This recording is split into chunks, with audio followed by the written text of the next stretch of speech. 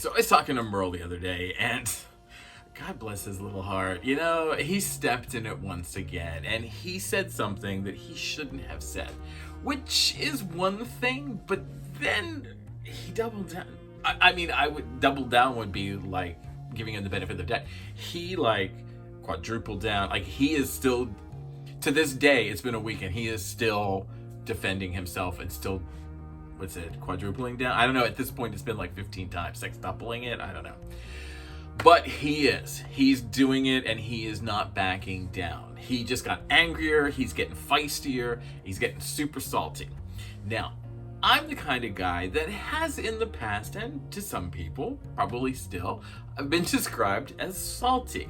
Now, I'm originally from the East Coast, so it's kind of baked in, we're all packed in cities, so we kind of, we're just, that's, East Coast people are built different. There's just no getting around it.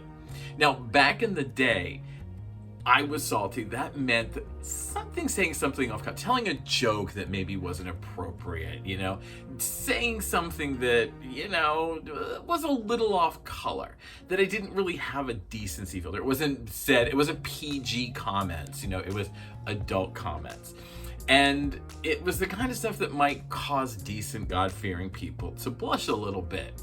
Now, it wasn't anything that I wouldn't say anything back then that I wouldn't say now, and it's not stuff that would have gotten me canceled back in the day. Well, maybe I don't know. Well, who knows anymore, right? Mostly, and spoiler alert, mostly, it's me saying the words fuck and motherfucking like they were commas, all right? And side note, I still do it, so be warned. Fuck, I guess I should have put that first, right? I should have put the spoiler ahead of everything there's gonna be a lot of fucks in this. So, but yeah, 2008, I really miss you. Those were some good old days. Now, these days, being salty is something completely different, radically different, all right? Salty is outright anger and hatred at being held accountable for being told no. That's it. Basically, that is it. Now, salty is also being, I'm going to kick your ass for holding me or making me do something that I didn't want to do, or forcing me to do something that I think I shouldn't be doing. And it's created this space in the world where we can feel like we're all walking on eggshells with each other. Like, I don't know if I say something that's going to set that person off, or what if I say this and the wrong person gets pissed off at me? And it's the feeling of never knowing what you can say and what you can't say. But more importantly, it's about what you can and cannot say as a business, because you're in a position now where you're like, if I say something that is even the slightly bit controversial, I don't care, left, right, whatever, if I say one thing that's potentially one person could find offensive, controversial, upsetting, probably like this video, I am going to hear about it. At least I want to hear about it. So give me comments below. I want to hear about it. That is where we're at, all right? And that is not a great place to be as a business. That really puts a lot of constraints on you. What you can say about your products, what you can do about your products, what you can say about your business, because you're always heading into things with fear and trepidation. And sales and marketing should never be based in fear and trepidation, all right? We can be in a better place. We can do better.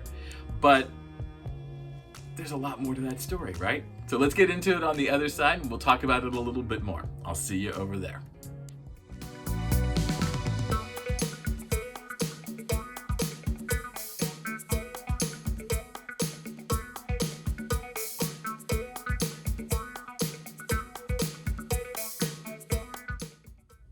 All right, welcome back to the conversation. I am E.H. Howard, and I am your swanky host, self-employed small business owner. And this is the place where we discuss some of the issues and challenges that all self-employed small home or solo businesses face, but maybe we aren't discussing them as much, all right? All this week, in every piece of content that I'm creating, we are talking about being misunderstood, miscommunicating, and how possibly we can avoid that in the future, all right? So let's step back for a minute. We just kind of get all on the same page, understand where we're coming from, and make sure that we're all kind of dealing with the same thing. Now, as I mentioned at the top, Merle once again said something that he shouldn't have, but that's Merle. And that caused some people, number of people, who knows, some anxiety and some stress, and they went on a campaign.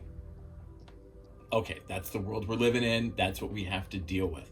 Now, honestly, I know what he said, and it was something that was so freaking stupid. He should have just apologized, moved on. It wasn't a hill to die on, all right?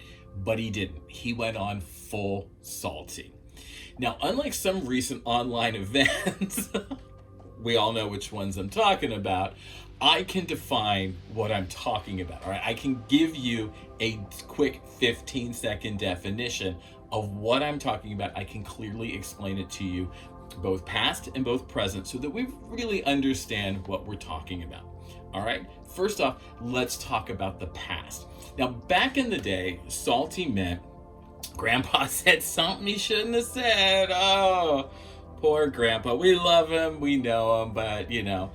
And it was usually a slightly off-color joke or a word that was a bit loaded or had some controversial. And I'm not talking about some of the bigger words, all right? Like, you know, like we all know which words I'm talking about, all right? He may have made a boob joke or a butt joke, you know, something like that. And we all still do that. We all still make these kinds of controversial statements or things where, you know, your best friend, and like I said, I've done this a lot where my friends just kind of look at me and go, ooh, it's a good thing you said that here, because if you said it out there, people would have heard you. And yeah, you know, like we've all been in that boat. We've all said something that's kind of cringeworthy, kind of makes you upset. It didn't come from a place of hate. It didn't come from a place of anger. It usually came from a place of unintentional stupidity. You were comfortable in a room with some people, you said something and it didn't land the way you thought it was going to land, and that's okay, because those people in that room, they know you, they like you, they understand who you are, they get that that is not who you are at your core. You are not evil. You just said something wrong. Now, throughout history, we have all said something wrong, so it's a great place to, you know, it's going to happen to everybody. You're all going to be here someday. The key word here is it was unintentional. All right, it just happened. Somebody blurted something out. Now, these days, it is something completely different. Now, it is the idea that don't you dare bully me while I'm fucking bullying you. Or it's the idea that don't you fucking hold me accountable. No. You are not the master over me. I didn't do a damn thing. You can't hold me accountable. Do not make me do something that I don't want to do just because that's the rules. And it is rooted in grievance. It's rooted in victimhood, and it is energized on steroids. I do blame steroids a lot for all of this. It's angry, it's vengeful, it is extreme victimhood. Again, it is the idea that don't you dare hold me accountable, because you are not above me, you are below me, and I refuse to answer to you. It is intentional. The goal is to inflict mayhem and damage because you want to watch it all burn, because you feel hurt and belittled and demeaned. So you are going to give twice as hard what you think you've received. And like I said, they just want to watch it all burn. It is mayhem and damage simply for causing mayhem and damage. And honestly, I mean, I'm not a spring chicken, right? Like, I mean, I'm not young. I have never in my 50 years seen a time quite like this. Never. Now, most of us, although perhaps not Merle, because that fool keeps stepping in it right and left, we all learned at an early age that you are responsible for what you say and what you do. Your actions have consequences. What you say, the words you say, have consequences to them. And it seems for some, those lessons weren't taught to them, or, which is the more upsetting side of the whole thing, they just decided to say, fuck it. That doesn't apply to me. And if I had to take a guess, I'm going to go with the latter. I think that's what's really happening.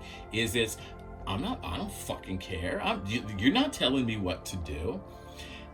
But I'm kind of getting ahead of myself, so let's step back for a second. Now, I wish I could say that the salty person was grown in a lab, like some sort of secret lab. Elon's growing him somewhere.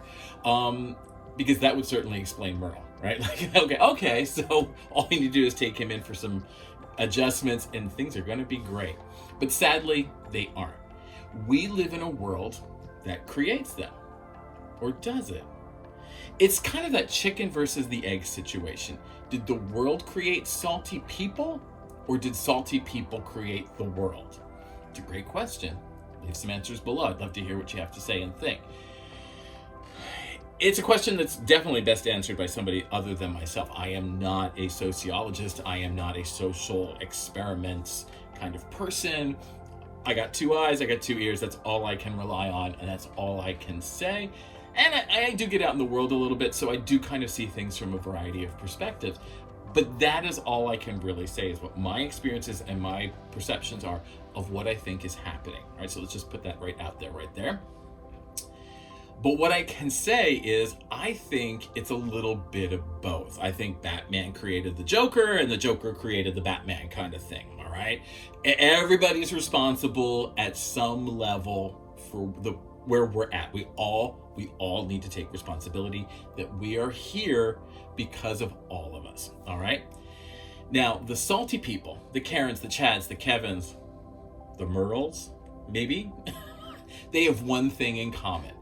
They have been convinced that there are powers working against them, all right? They have been convinced that there are things and people that are out to get them, that all of the bad, all of the evil in the world is designed to hold them back. And that as just average, ordinary people, they are powerless against this force. But thanks to social media, they have discovered other people who think and feel and act like they do. They have found people that can corroborate their feelings and say, you know what? You're right. I feel the same things you do. Doesn't make it reality, doesn't make it real. It's just somebody else saying to them, what you're feeling is what I'm feeling. Ergo, if 2 people feel it, then maybe it's true. I don't agree with that thinking. I think it's wrong thinking. I think it just kind of brings everything to a boil and then keeps people in their own silos, all right? Now, I could be wrong on that, and feel free to disagree with me. Go comments below. Now, I believe that causation isn't always correlation. And just because you are held accountable doesn't mean that the world is out to destroy you. I know it can feel that way in the moment. I know that if somebody calls me out on something, I get very upset, and it can feel like that. Like, usually it's when it's true. If somebody calls me out on something, if I've said something and in the back of my head, I'm thinking, oh, fuck, I shouldn't have said that. Like, that's, I should have been nicer about that. I shouldn't have said that. I shouldn't have done that. And then somebody calls me out on it and validates and justifies that negative feeling that I'm having, then that's what sends me into a spiral. It's into a rage. I start yelling and screaming. I could become a Karen, a Chad, a Merle. But those feelings aren't facts. Those feelings, even though you've been convinced otherwise, are not valid. Yes, they are valid to you in the moment, but that isn't always what's happening. We need to rely on facts. We need to rely on reality, and we need to realize that what you might be feeling is based on your personal background and experiences and is not indicative of the things that are happening around you. Now, a salty person will come into our business every once in a while. But that doesn't mean that they're there all the time, all right? In most cases, I would say almost 98% of the time, we are talking about people that are not your casual consumers or your super fans. Your casual consumers and your super fans are not going to act that way. They know who you are. They know where your heart is. They are not going to be there. Like, they may call you out on something, but they are not going to go full salty. They are not going to go Karen, Chad, or Merle on you, all right? They are going to say, that was a little dicey. You might want to apologize for that. And as the mature adult business owners that we are, we'll take it in and we'll be like, you know what, you're right. I can see where I upset you. And if I upset you as one of my consumers, I may have upset other consumers of mine, and I want to make sure that I am not doing that. So I am going to apologize, because my consumers are all I have. They are my base, all right? Now, the people who are going to be salty, they are the ones who don't know us. They come in out of the blue. They call us out of the blue. We will never see them again. We've never seen them before. All right, it's that kind of situation. They are not one of our serious consumers. They are not ideal. They are not right for our business in any way, because if they were, they would respect you, they would appreciate you, and they would understand you, much like your casual consumers and your super fans, all right? I would even argue your problem children aren't going to act this way either. Your problem children are going to get upset, they're going to get mad at you, but they still, to some degree, understand who you are, where you come from, and what you do. Even though they're angry about something, like maybe the price is too high or whatever, they still, at some level, respect and appreciate you. All right, we're talking about complete and total strangers. You may not even meet these people. You may say something in a post, which is what we're going to talk about all week. You may say something in a post, you may say something online that causes strangers who have never met you to suddenly feel like somehow they have been offended by what you've said. They don't know you, they don't have any knowledge of who you are, but suddenly, because you've said something that they think people should be upset about, they are going to go on a tangent for you. All right.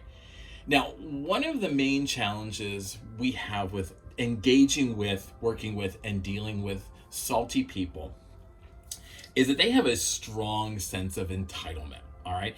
They have this feeling that they are due something that they didn't earn, they didn't deserve. But in reality, it's unclear why do you think I should do this for you? I don't know you.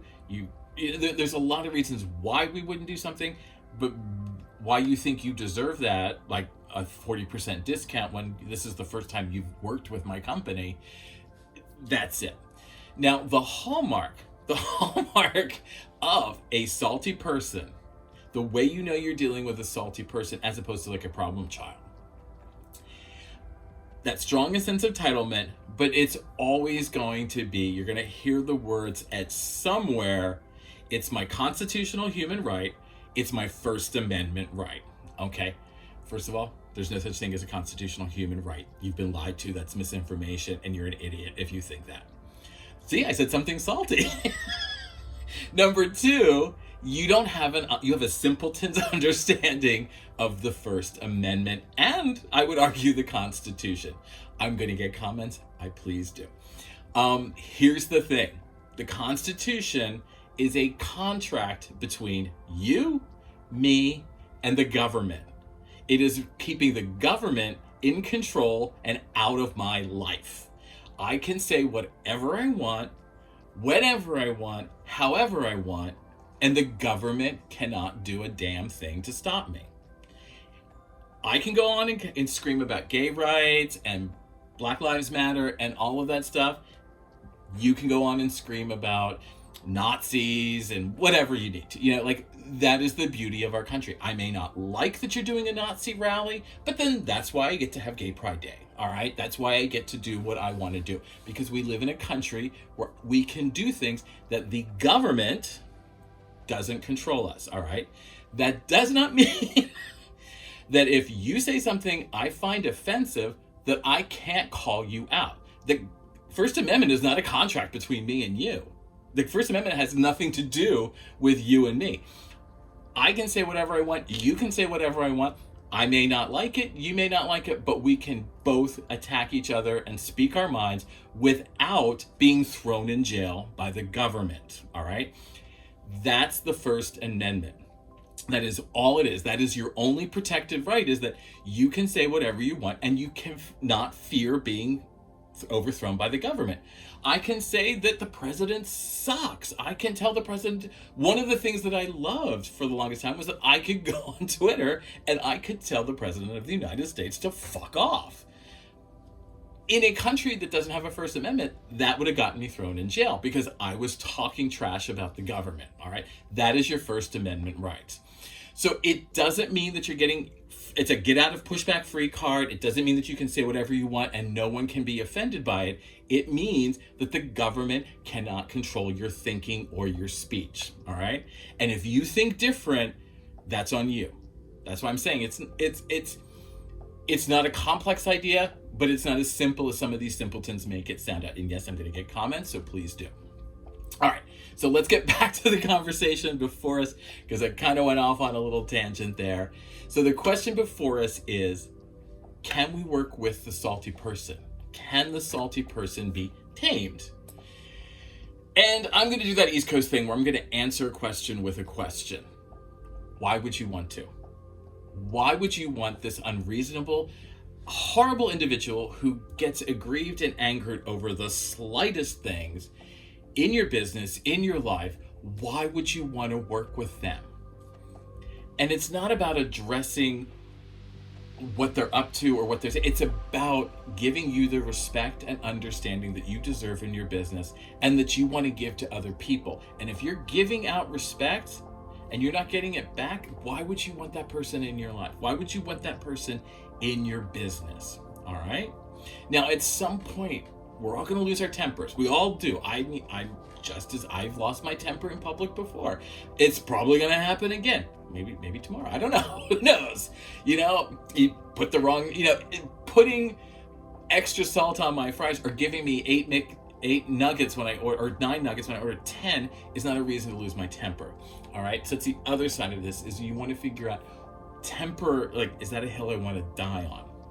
But to me, having those people in our businesses is just mayhem and foolishness to have mayhem and foolish. You are not going to get anything done. You will never make them happy. You will never appease them unless it's total, whatever you want, I will do it. You name it. Now, you have to consider, if you're going to do it for one person, are you going to do it for all of your consumers? What makes this one person who you don't know, who you've never met, but who's throwing a fit, more important than the superfans who have been with you for 10 or 15 years? All right?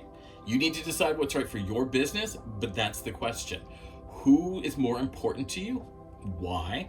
And the salty person, they will blow over. And we'll talk about that. We'll talk about how to diffuse the situation all week. We're going to talk about other things, but the salty person, fuck them. Get them out of your life and focus on what is important. Converting casual consumers to super fans and making sure that those super fans are as happy as they freaking can be. And that's it. All right. So this has been the Small Business Show. I'm E.H. Howard, and I hope you've enjoyed it. I kind of intentionally went into this hoping that I would finally get some comments below. So please leave comments below. I'd like to have a dialogue and exchange of ideas. It's something that I find very, very important. We have all been in this situation at some point, whether we are the one losing our temper, we're the one being loose. Probably both situations. I have been the person that's lost their temper, and more times than I've lost my temper, been on the receiving end of people's bad temper. So please, I'd love to hear about your situations, how you dealt with it, all of that kind of stuff. So leave comments below. This is part of, again, a full week of content across all of my social media, so make sure you check it all out. It'll be in the hub, which is hub.ehhoward.com. Other than that, I will see you in the next video, which is the 2-minute challenge, which will come out tomorrow. It's here on YouTube, so make sure you check that out. Follow me on social media. Always visit ehhoward.com 24 hours a day, 7 days a week. There's all kinds of content there. There's back of content. There's you name it. You can find so much there for a self-employed small and home business that you'll keep yourself busy for quite a while now. Other than that, I can't think of anything else. I think I've covered everything. I think I was pretty verbose today. Other than that, I will see you in the next challenge. All right, bye.